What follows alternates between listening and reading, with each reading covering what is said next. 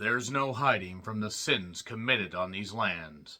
Deer Camp 86 is a horror comedy currently streaming on Amazon, and it was directed by L. Van Dyke Siebotsen, which sounds like a name way too snooty to be doing a horror comedy, but nevertheless, this is his feature debut, and this was also written by Bo Hansen and Riley Torres. Ironically, he's a Libra. Ha ha ha ha ha ha ha. I don't know why I decided to do that. Let's just have some fun. So, this story has 6 hunters going into the North Michigan woods, just somewhere out there, not somewhere over the rainbow way up high. They decide to drink a bunch of beer, and then they end up having the body count getting really high because somebody is making these hunters the prey. They must solve this mystery before their lives are history. Deer Camp 86 Tales, woohoo! Okay, so this film apparently was done back in 2022, got released at a couple film festivals, did not get picked up for distribution until this year. Okay, nothing wrong with that. Sometimes films sit on the shelf for a bit for a variety of reasons, usually distribution, or in the case of bigger studios, they decide, we really don't want to release this. I mean, maybe it's not going to be that well received. But that being said, when you have low-budget horror comedies like this, sometimes they can end up being a surprise hit, and I decided to take a chance on this based on the poster alone. I thought that the story seemed fine. I saw a couple clips and was like, alright, let me give it a shot. This stars really nobody of consequence, nothing against the cast in particular, but I can't say I've necessarily seen any of these people in any big projects before, but you gotta start somewhere.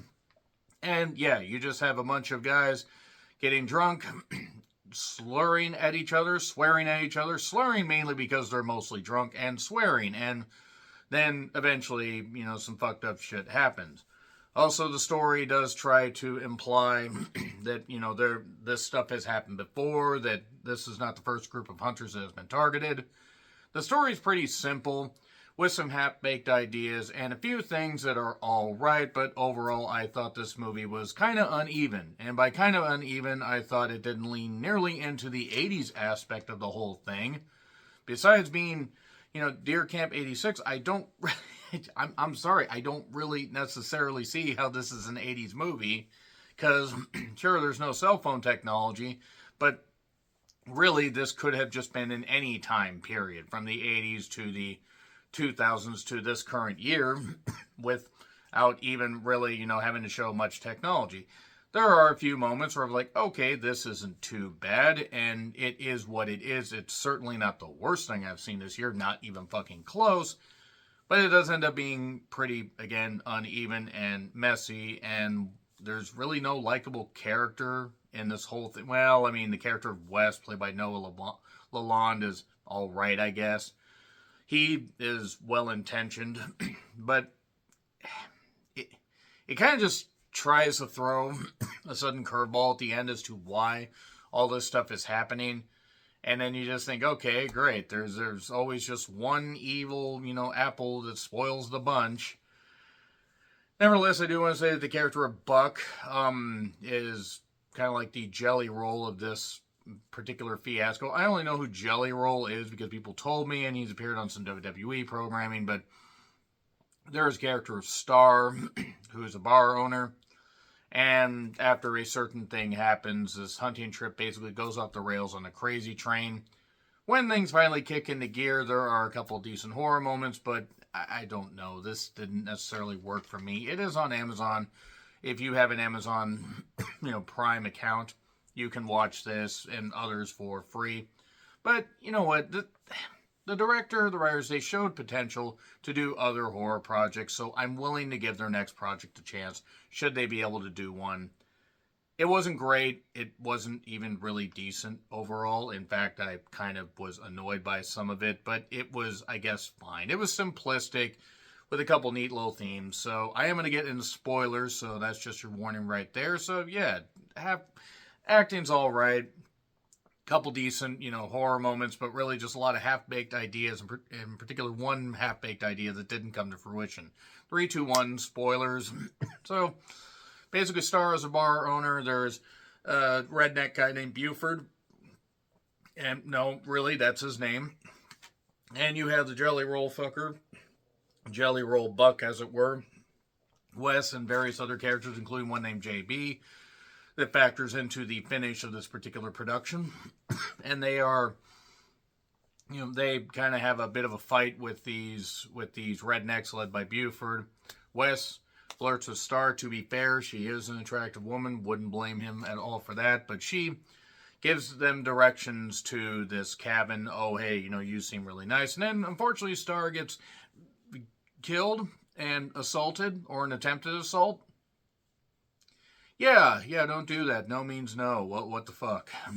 But then, Egbert actually is the nerdy one of the group. He looked around the corner, heard stuff, saw silhouettes, but didn't necessarily do anything. And by not necessarily doing anything, I mean that he just left instead of going there and shouting and maybe stopping this.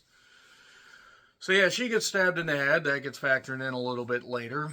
The cabin looks like it hasn't been used in about 20 years, despite the fact there was a 1979 nudie magazine there. And yeah, they just end up they end up drinking a whole lot. There's this sheriff. His name is Sheriff Paulson. Who arrives and is wondering what the hell is going on with their trip. This stuff has happened before. There are missing indigenous women. And look, nobody should be targeted, period.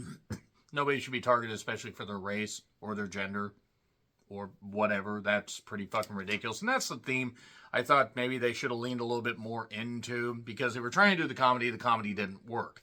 Probably should have just gone for straight horror. So they kind of do a tribute thing to Star's passing where they shoot empty beer cans, and Star had warned them earlier before she got knifed in the head. Only take what you need, only harvest what you need, and honor the land, basically. Don't litter. Do yourself a favor, don't turn around. I told you not to turn around. If you get that reference, God, you love The Simpsons as much as I do. The older Simpsons, that is. So, at one point, there is a crow that is shown. It seems like this crow is not like Brandon Lee's The Crow. It's definitely not like the 2024 version of The Crow. It's maybe like Crow City of Angels. Buck ends up shooting it, so that kind of factors into a whole bunch of stuff, because once she got knifed in the head, that is, the land started shaking, implying that, the more you take from the land, and when you take people before their time, especially when you try to do stuff to them, you're going to pay the price. So yeah, basically, there's a point where a tick ends up on Egbert's balls. No, really, they show that. Whatever. Carlos is a character that was in Lebanon. Lebanon. I'm sorry, I can't help it. That Muppet skit's always in my head. He is pretty upset about the fact, oh, you want to cancel this trip? Why would you want to cancel this trip? Well, no, we're not going to do that. And then he gets an arrow through the chest. It's an Arrow shirt he's wearing. Pardon me, are those Arrow Boy jeans? One character, Simon, the lone black man in this entire movie, decided, I'm going to leave, and shockingly gets away. He shockingly does. So, Egbert ends up getting gutted and hung during their stand against this skull-wearing creature. I thought it was a Wendigo, but no, it's actually Star. It's Star's ghost. Implying the Star actually maybe wasn't alive when she ran the bar, but nevertheless. Before Carlos ended up dying, he ended up setting he said, hey, there was an electrical trap thing set up when we were in, I will forget what country, I don't care. But and a private ended up getting shocked by the enemy. So they came up with this shock idea to do that for, this creature, which doesn't end up working because this creature is undead. It's a fucking ghost. The Buck stops here because Buck got stabbed and then axed or hatcheted or tomahawked or whatever you want to go with. It's down to Wes and JB. And then we get flashbacks because JB ended up trying to do that to Star. Why? Because JB stood for jealous bastard, I guess? I mean, I don't know. So he gets killed. Wes didn't have any goddamn idea that this happened, so she let him go. Then the cops showed back up. Simon got lost, but the Sheriff Paulson, showed up and got him. And one thing that Sheriff Paulson said earlier, it's always a bear attack. And he says, no, bears. It's always a bear attack. So that's what they listed it at. And then we smash cut to Deer Camp 2024. There's meat protesters.